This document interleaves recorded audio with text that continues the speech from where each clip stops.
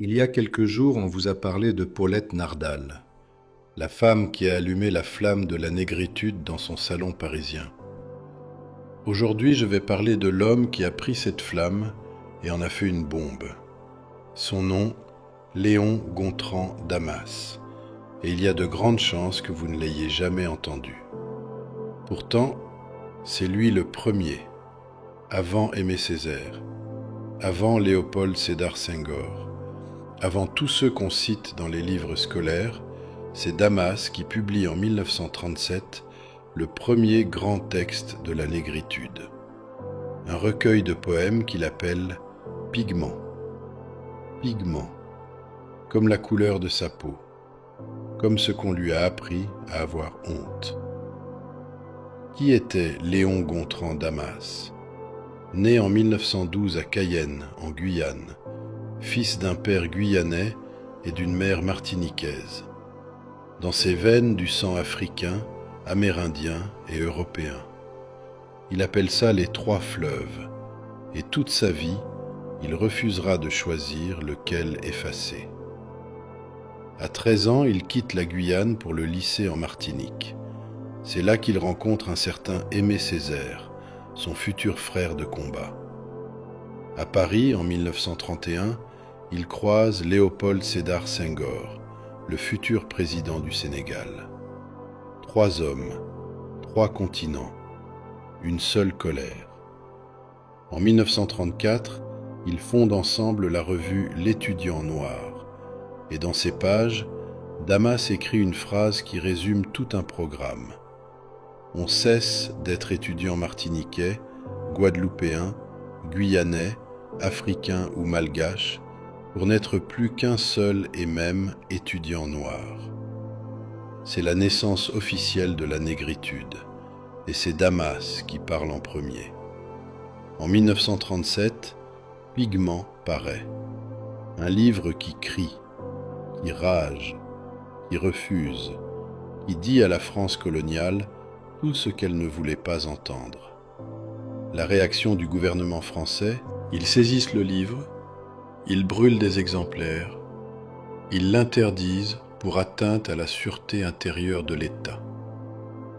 Un recueil de poèmes, interdit, brûlé par la France. Parce que les mots de Damas étaient trop dangereux. Et là, quelque chose se passe, quelque chose d'injuste. Césaire publie son cahier d'un retour au pays natal en 1939. Senghor publie ses Chants d'ombre en 1945. Ils deviennent des icônes, des statues, des noms qu'on apprend à l'école. Damas, lui, part. Il voyage. Il enseigne en Amérique, en Afrique, en Amérique latine. Il se lie d'amitié avec les grandes figures de la révolte noire américaine. Richard Wright, Langston Hughes. Il est élu député de Guyane en 1948. Il travaille pour l'UNESCO. Il enseigne à l'université Howard à Washington. Une vie entière au service de la mémoire noire. Mais son nom, il disparaît des récits officiels. Pourquoi? Parce que Damas était le plus radical des trois.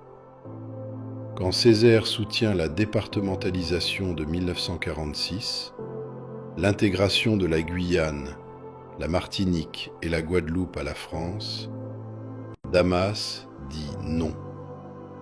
Il voit dans cette loi un mécanisme d'assimilation déguisé, une façon d'effacer les identités pour mieux les absorber. Trop radical, trop inconfortable, trop noir. Il meurt en 1978 à Washington, presque seul, presque oublié. Et aujourd'hui encore, si vous demandez dans la rue qui a fondé la négritude, on vous dira Césaire et Senghor, rarement Damas. Celui qui a tout inventé en premier, celui dont le livre a été brûlé par la France. celui dont le visage a été gratté sur un panneau commémoratif dans sa propre ville natale, Cayenne, parce que même dans la mort, certains refusent de le laisser exister. Paulette Nardal a allumé la flamme. Damas en a fait une bombe. On a éteint la bombe, on a gardé la flamme, et on a fait semblant que l'histoire s'arrêtait là. L'histoire qu'on efface dit plus de vérité que celle qu'on enseigne. Si cette histoire t'a surpris, partage-la, parce que la mémoire aussi, ça se libère. Et surtout, abonne-toi.